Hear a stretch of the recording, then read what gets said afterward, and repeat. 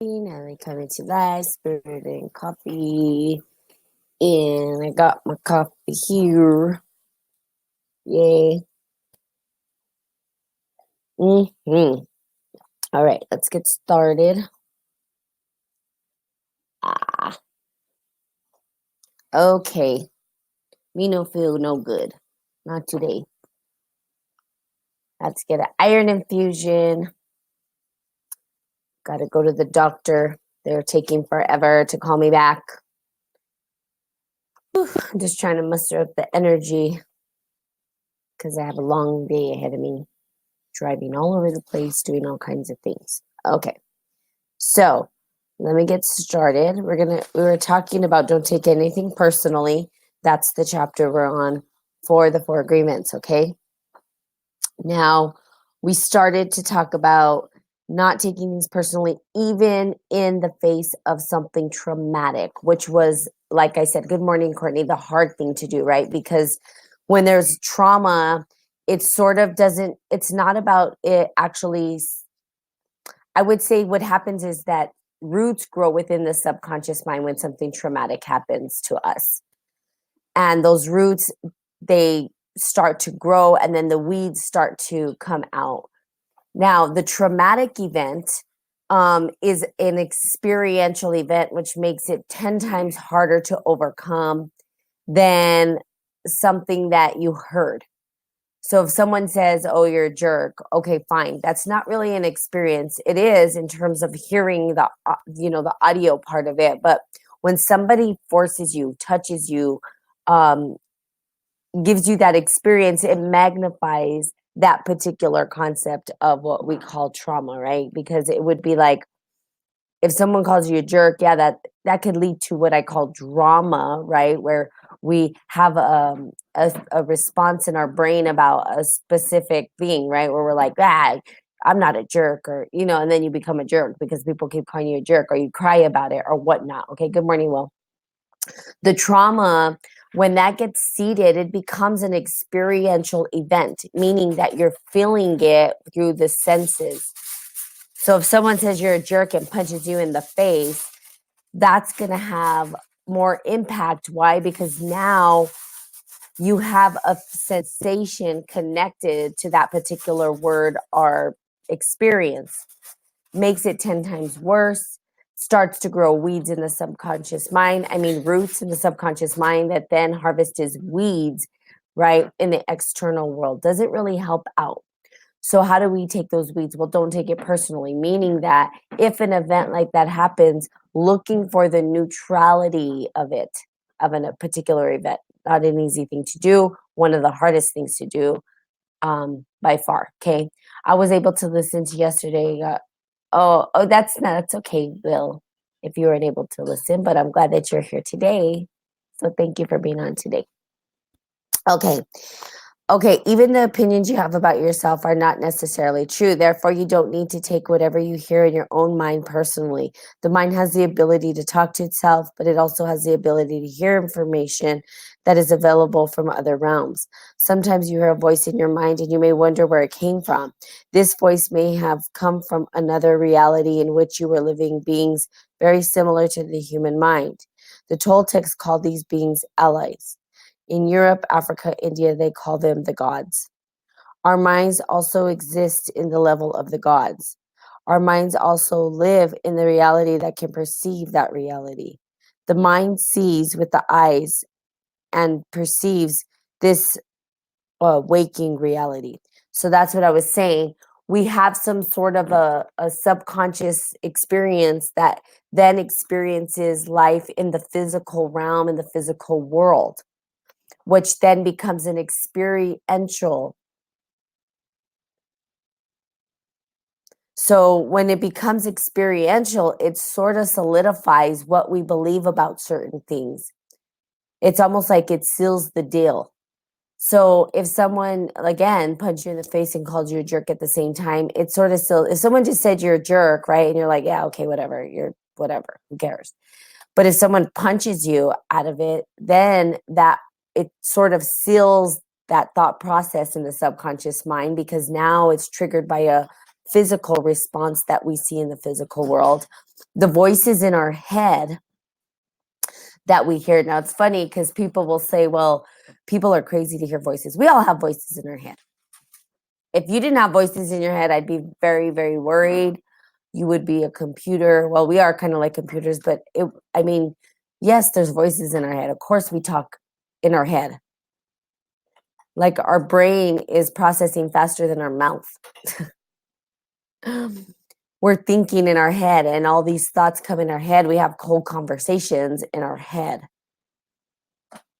There's sometimes, and this is what my sister was telling me, that yeah, there's allies and there's the gods, but there's also that little devil or the ego that comes up. And sometimes we see this depicted in cartoons, right? Where we have the little devil and the little angel on the sides. Bye. And we have a listener live in the studio in the background. So we see it, right? We watch these cartoons, and I've talked about this before, the little angel, the little devil, and they're both like arguing with each other about what should be done. And this is all happening in the head. Why did they depict this, right? They were calling people crazy for having voices in their head, but really they knew everybody had voices in their head. And so they depicted this in cartoons because they understood that the psyche, right, the mind, that we do these things. And we're wondering, like, sometimes I'll hear, oh, you're so dumb. And I'm like, whoa, where did that come from? What voice is that? That ain't my voice. I know I'm smart. So you're like, okay, so maybe it's the, good morning, Darlene. Oh, I think I said good morning. Maybe it's the demons in my head trying to tell me that I'm not enough, right? Or I'm like, whoa, that was not me. I'm like, I know that I'm awesome. So where did that come from? So the voices in our head that are there are a big cue. Now, to be in self-awareness, the first step is to recognize those voices. Acknowledge that they're there. Good morning, Bintka. Acknowledge that we have these voices in our head, because when we acknowledge them, we could bring self-awareness to them. And then we can ask ourselves, what are the conversations I'm having with my own self? This is how self-love starts to blossom. When we start to look at our conversations, and I hear it, and I can tell you that some people's internal dialogue is so loud that it naturally comes out of their mouth and they don't even know it. And this is an example. Someone will do something and say, oh, I'm so stupid. If they're saying it out loud, I can guarantee you they said it a billion trillion times in their own mind. Or, oh, I'm dumb. Or, oh, I'm an idiot. You know, whatever it is that they're saying. And I'm like, when people say this in front of me, I'm like, wow. I mean, I automatically know that that is what they're saying in their mind about themselves. And I'm like, you're not an idiot. Why? Good morning, Philip. I'm like, why would you say that about yourself? Good morning, Ralph William. You're not an idiot. You're not dumb. Good morning, Rick. So why would you say those words about yourself in your head? But here's the thing. I think it's the ego in the head trying to minimize who we are as individuals, and we believe it. And those are the agreements, right? Taking that personally. So it's not just about not taking other people personally. It's not just about us not taking what the outside world tells us about who we are personally. It's about us taking ourselves personally as well when we say things about ourselves that are not self-serving. And we have these conversations in our head over and over and over and over again. So to start self-awareness, and when I read The Power of Now, which is a book I've read ages ago, right? It's a very popular book. To be in the present moment and to be aware in the now is to listen to what the voices are telling you inside your head. And we do have a couple of people in the live studio. I'm going to call it the live studio because my family every morning is clicking, banging, I don't know what. But we have people in the live studio tell us, you know, what is in your head? How do you talk to yourself in your head? We'll start with the mama. She's not even paying attention to me. It's awesome. What words do you say to yourself in your head? You need to go to the doctor and get your iron checked. Oh, Not checked, but get your iron. that had nothing to do with what we were talking. She's not bad. That's what it is in my head. That's what's in her head. That's what's in my head. That's what I'm thinking about. There you go. That's what's in her head. It has nothing to do with what I'm talking about, but that's okay. But that's what's in her head. Okay, that's called the bossy lady in the head. No, Okay, it's called the mama in the head. Okay. So, but sometimes in our mind, again, we tell ourselves things that are not. Oh, that was dumb. Oh, that was stupid. Why did I do that? Kind of thing. So bring awareness to what's happening in the mind, right? Bring awareness to it, or don't. It's up to you. But when you do bring awareness to it, you're allowing yourself to be here and now, and you're drawing yourself to the present moment. The present, good morning, Rachel. The present moment is the most important moment because we know that the past and the future, so the past already happened, the future hasn't yet happened. It's this present moment that we drop into that's powerful. The only way to do that is to be self-aware. But sometimes we're not self-aware. Why? Because we have so much stuff going on in our life and we just go. We're not even present to what's happening. So a good example of what I'm talking about is when you're driving. So when you're driving home and you're like, don't remember how you got home, but you're like got home and it's because it's an automatic. You already know the route, you know the roads, you've drove that particular road for I don't know how many times, right? Like 100 million times. And then all of a sudden you're on this road driving and you're home and you're like, how the hell did I get here? I don't even remember it. Or what people do today, which triggers me, is they look at their phone. Well, they're not paying attention to anything around them. That is a complete example of what I'm talking about when we're not present in the moment. We just kind of go through the motions. We're not really present with what's going on.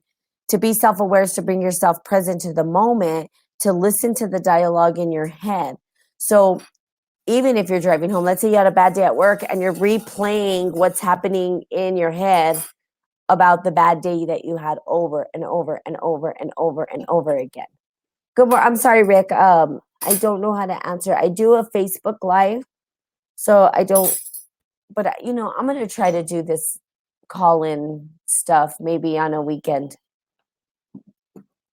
I've never done it. So good morning, Arrow Shop. I don't know how that works for people calling in. You are always welcome to leave some text, and I will read it and respond to it.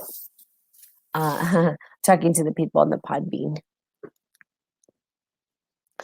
So again, allowing, right, the seeds of the subconscious mind, allowing and surfacing what's coming up in the subconscious mind to bring awareness to the conversations in our head. That's like those little. So I would say if something comes up, let's say you do something and you're like, oh, I'm so dumb. Notice it. Ask yourself why you're saying it. Cupboards are bare. Okay. And then tell yourself, could I give myself better words or kinder words? Could I be nicer, a little more gentle?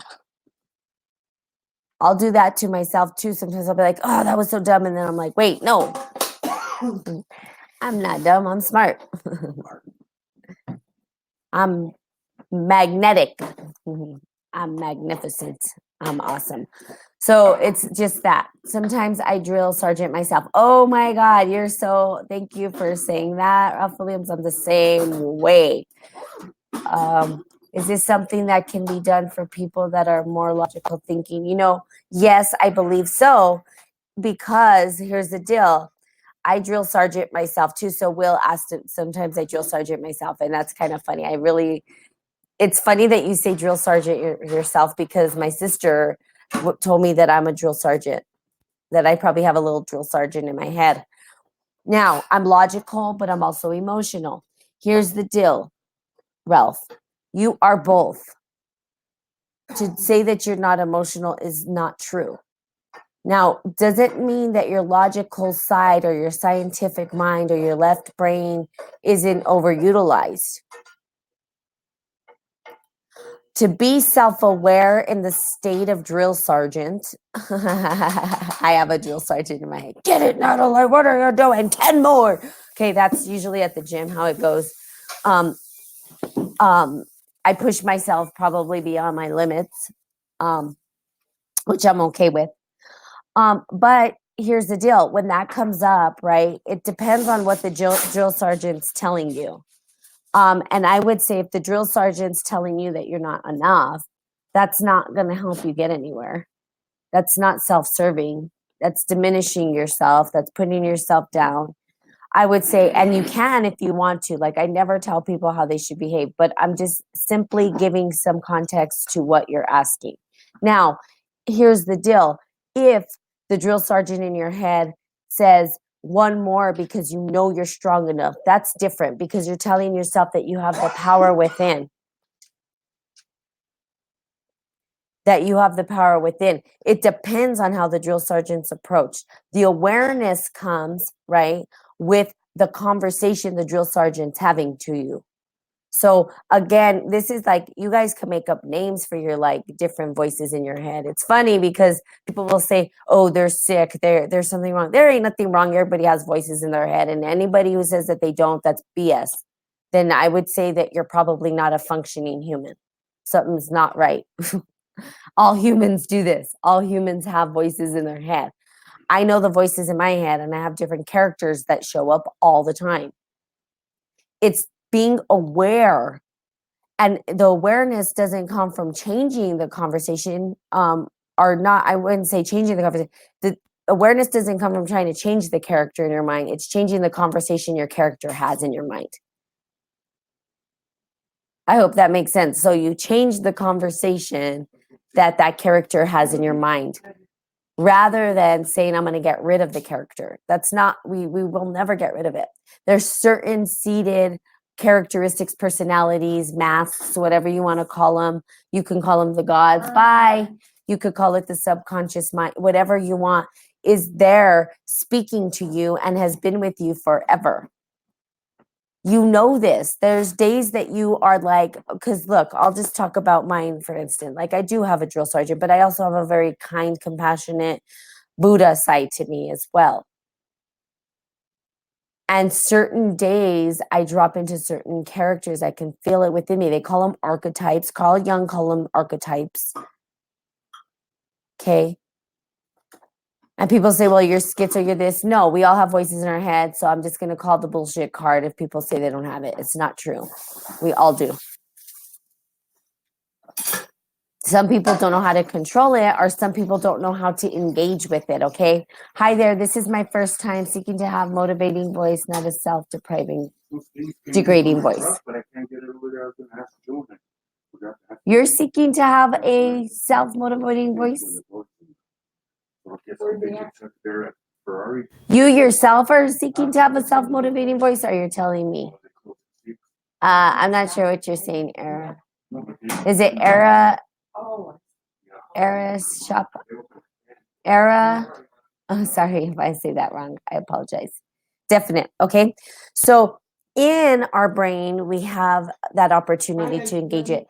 The self-awareness and the power of being present and self-aware is asking ourselves, what is that conversation that's happening with this particular character in my mind? What is it? So if the character in your mind is showing up and saying, you know, you're not enough, you're not good enough, you're not this, asking yourself, how do I shift the conversation into I am enough, I am worthy, I am love?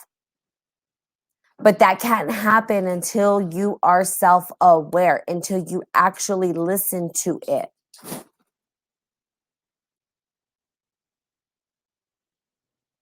Oh, I see what you're saying. Thanks, Elizabeth. Okay, Elizabeth, I like that. I have a really good friend named Elizabeth. I love that name. Okay, I'm seeking to have a positive, motivating self-talk, not a self-degrading self-talk. Awesome.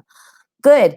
So if you're not, if you don't know how to shift that, or if you've tried to and you've had haven't had the best luck with changing the self, the talk in the mind, my question to you is, why do you feel like you haven't been successful at that? What is the conversation, and what are the words that you're telling yourself that are, self-degrading, or not supporting you? And are you having that conversation with yourself all the time? Because we are so hard on ourselves, right? And it's all about, how do we be a little bit more kind and gentle to ourselves? We are our own worst critic. We treat ourselves just a little worse than we'll allow others to treat us. And so the people that we have in our life is a direct reflection of how we see ourselves. If someone's treating you crappy, well, then I can tell you that your internal dialogue is not good. And by crappy, I mean, again, like you said, the self-degrading. So start with you, start with your talk. How do we become critical of ourselves, but yet more objective and not fool ourselves? Okay, self-awareness, being present, Ralph. And so what I'm going to be doing at one point is to be reading the Four Agreements, or not the Four Agreements, I'm sorry, the Power of Now. Everything starts with self-awareness. Everything. If we are not self-aware, how can we change anything? We cannot. We don't even know that it's there. We don't even know it's possible. We don't even know it exists. Self-awareness is hard and not hard. And I'm going to tell you why. It's hard in the way that we're not practiced in it. Most people aren't practiced in being self-aware. Okay. But it's easy in the fact that when we do practice it and you turn it on, you can recognize your own patterns within your mind. The trick here is to recognize the pattern in your mind. I don't know your pattern. I mean, I bet you if I sat with you, if I sat with Elizabeth, if I sat with Ralph, if I sat with Rachel, if I sat with Philip, or if I sat with Doreen, if I sat with whoever's on here on this podcast, or Facebook Live, and we had a conversation, and I coached you because I'm a coach, and I listened to your dialogue, I could pretty much peg the patterns in your life. People call people like that prophets or whatever. It's not about prophecy, really. It's just about patterns. Patterns repeat themselves, and they've said it over and over. History repeats itself, okay? Now, the patterns that repeat themselves, sometimes we go, well, I don't get it. I'm changing my behavior. I'm changing the way I am, yet the pattern is the same. Because we have not dug deep enough. You have to go into the subconscious mind, and the patterns themselves are seated at the subconscious mind. Those are the patterns that take years and years and years to be self-aware of, and to adjust and to change and to adjust. Now, does it mean it goes away? No. That's not what I'm saying here. Sometimes, like Ralph and Elizabeth, sometimes the patterns don't go away. Sometimes the patterns continue to show up. The example that I've given is my car being stolen. How does that happen? How am I responsible for that? How does it keep showing up in my life? There's people in this world that never get their car stolen. Why has mine been stolen 10 times? Is that by accident? No, it's by something. There's a pattern there. What is the pattern? How is the subconscious mind showing me this particular act over and over and over and over again? Okay, so the engagement of how we are approaching that particular pattern is where our power lies. Our power doesn't lie in saying, I have to have control over changing the external world. We don't have that ability. We do. I mean, we can mold things, right? But there's certain patterns that show up. And we're like, how is this my pattern? Why does this show up over and over in my life? People will say it's a spiritual lesson. People will say it's a lesson that you need to learn.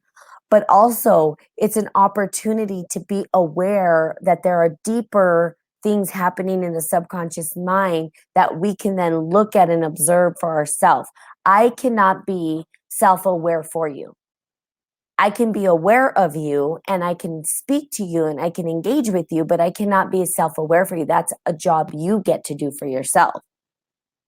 The self-awareness of, yes, this dialogue continues to show up over and over and over, and the pattern shows up over and over. So being less critical of yourself and being objective, the first thing that I would say is get very clear on what you're talking about with being critical for yourself. What does that mean for you? I would even write it down if you journal. When you say self-critical, what are the words that you're using that are critical? Look at those words. Do you believe them to be true for you? So the objectivity comes from placing it on the outside of you and looking at it and observing it. But the only way to do that is to write it out or to get very clear about what you mean critical means to you.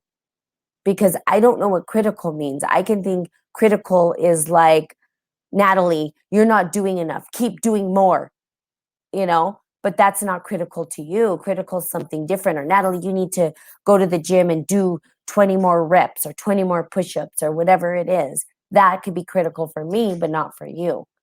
So getting clear about what that means to you, looking at it and asking yourself, does this feel true to me?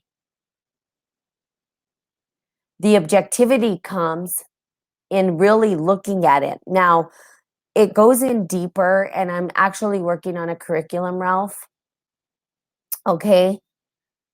So the curriculum will help people to dive a little bit deeper into what it's like to experience concepts. What does that even mean? How do we start to engage that? And so that curriculum can help facilitate the objectivity that you're asking about. Because to be objective is, I couldn't just give you the answer over a dialogue like this. That takes a lot of practice. It takes a lot of digging and diving deep. One session of Spirit and Coffee, even on my Podbean, even if you went back years from when I've been doing this, would not really support you in the way that maybe you're looking, because one little instance of connection isn't going to be enough to facilitate what needs to happen in order for you to be objective about what you're saying, because I don't know your story. However, I can give you a little bit of support to start to facilitate that conversation for yourself. So get clear. What does critical mean? Okay. I don't know what that means for you. But get clear about that and then look at it. And the objective part comes with engaging that particular concept. Okay. Just be true to yourself, not to pretend. It is critical because you're hanging yourself there. Yeah. Be true to yourself. That's the authenticity. And that's actually accepting, like you said, as we know, he said, I have a drill sergeant in my head. You know that about yourself. That's self-aware because you're at least able to call it out. Like I'll tell people, I know that I'm crazy sometimes. I know that I'm grouchy. This is like the grouchy side of me and I feel it. It's here. I'm acknowledging it. That doesn't mean that's who I am. It's here this moment. And it doesn't mean that it's not going to go away. I just know how to facilitate that dialogue to shift the energy into something more meaningful. Okay. So often those critical thoughts, this is Elizabeth, often those critical thoughts have roots in things that other people around us have said to us. Yes. And that is what the Four Agreements is about. Good morning, Larry McKnight. That's what the Four Agreements is about, Elizabeth. And it is about looking at the, not taking it personal. And that's sort of the chapter that we're on, not taking things personal. So if you haven't read the book, The Four Agreements, I'd encourage you to. It's a very small book, but I'm reading it on this podcast. But I talk mostly rather than read. But we are on the second agreement of not to take things personal. And what does that actually mean? And that's part of it, is the fact that people will tell us things. Now, do you accept that as your truth? That's up to you. That's where we get to shift our conversation in our minds. Okay, that's a perfect sentence, Elizabeth, because that's what we're talking about. Yes, other people around us do that to us. Now, here's the deal. I'm going to say no. They don't do it to us. Other people around us give us or facilitate a thought pattern that we believe to be true. For us to take that honest truth is to drink the poison that they give us. And that's what the Four Agreements talks about. When people are giving you the poison, are you drinking that poison and believing it? It's not their job not to make you believe it. It's your job to say, this is not true for me. And I've also talked about how we allow the certain people in our force field to penetrate our energy field. So asking yourself, why would I allow people that treat me this way into my energy field? Because the power lies with you, not with them.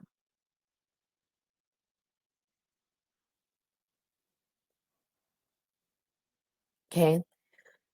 So, and thank you guys for engaging. I love when people actually engage. It facilitates a meaningful conversation. And, I want to have guests on here. I really do. It just seems to not work out very good because people won't, like, I was supposed to have a friend show up, and then she didn't show up twice. And it just makes it a little bit complicated. But I do want other perspectives. And by you typing things out and engaging with me, it helps me to at least facilitate a conversation of what's going on for you guys. Because again, I'm here for you. I know what I'm doing with my life. I always tell people that. I know what I'm doing with my life. Do you know what you're doing with your life? If the answer is yes, awesome. If the answer is no, I can facilitate, at least guide you towards you having that dialogue with yourself.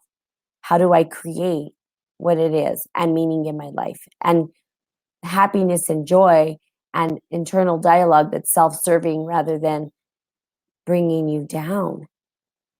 Why? I mean, a good question to ask yourself, Elizabeth, why do you feel, or why do you continue to have dialogue in your head that's not serving you? Do you think you're worthy? Do you think you're enough? What are the tangible steps not to take things personally? There is something called living in neutrality, and I talked about that yesterday. You might want to listen to the podcast yesterday or a couple of days ago if if you have some time to do that. There are steps. Now, I can tell you this. I can give you my steps. I can give you the steps of what the Four Agreements tells us, steps of other quote unquote gurus, masters. The reality is, what steps will you take, Ralph, to help you not take things personally? And here's the deal. Why do I ask you what are your steps? Because what my steps are may not serve you, may not support you. And I am not I can give you steps. That's the thing. I'll give you steps. Doesn't mean it's going to work for you. Why? Because you know your story more than I know your story. You know you better than I know you. But people often look for, especially with coaching, right? As a life coach, people come to me looking for me to give them answers. I always tell people that's not what I'm here for. I don't give you answers. I have questions and also facilitate and support you through that process, because it's going to be more powerful when you come up with steps for yourself rather than my steps. But here, I'll give you an idea of how to begin. Okay. So, first of all, being self-aware of the dialogue, like I said before, that's a tangible step. How? Write it down. Get very, very, very clear. What do I take personal? What what triggers me? So if somebody comes up to you and says you're an a-hole and you take that personally, the first step for me would be asking myself these questions. Why am I taking that personally? Is that true for me? Where did that come from? Where do I feel it in my body? Why am I experiencing this? Those questions facilitate an opportunity to get clear in your subconscious mind about what is actually happening. There's a triggered response. Now, getting to the root of what that is. So you could journal these things, right? That's a tangible step that you're talking about. That's like tangible. You can meditate. There's different practices that you can put in place to ask yourself these questions. You could ask yourself a trillion gazillion questions and then meditate on them. Okay, it's really up to you how you want to facilitate that. Then once you're there, and you have a clear idea about what it is, I would go deeper into the subconscious mind, because really we take things personally. Why? Because they probably stem from something when we were children. Usually it happens because that's when the programming happens, is when we're kids. Okay. All right. Bye, Mama.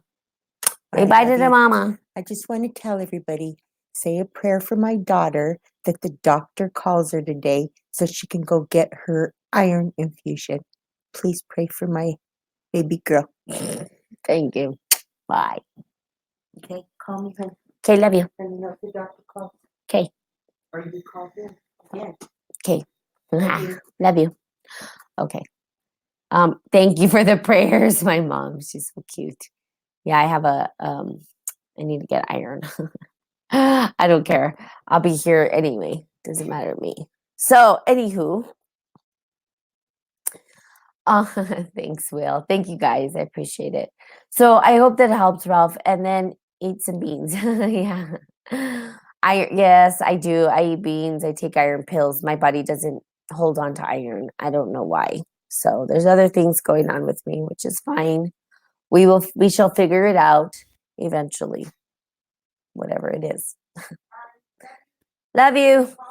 Okay. I love how my mom makes her little entry on these podcasts. It's awesome. Okay. So again, hopefully that helps, Ralph, with what you were asking. And that's just one way that you can do it. Those are tangible steps. Now, again, the way that you engage it's going to be different, but facilitate, and be self-aware. That is the biggest part of this whole entire conundrum that we go through in life. Self-awareness is so critical.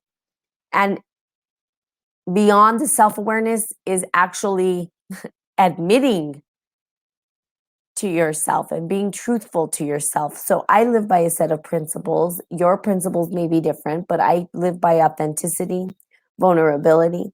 That's why I'm able to get on these podcasts, because I'm 100% authentic. I'm not giving you some BS. I actually live my life the way I say I live my life. I don't just pretend to live my life a certain way and then it's all show and behind the scenes I'm someone different. Okay, and you can ask my family. I have witnesses. I don't need witnesses because I know internally that I am authentic with who I am. I'm true to who I am. If I'm not feeling good, or if I say something bad about myself, or if I do this or that, I will be self-aware. I practice it.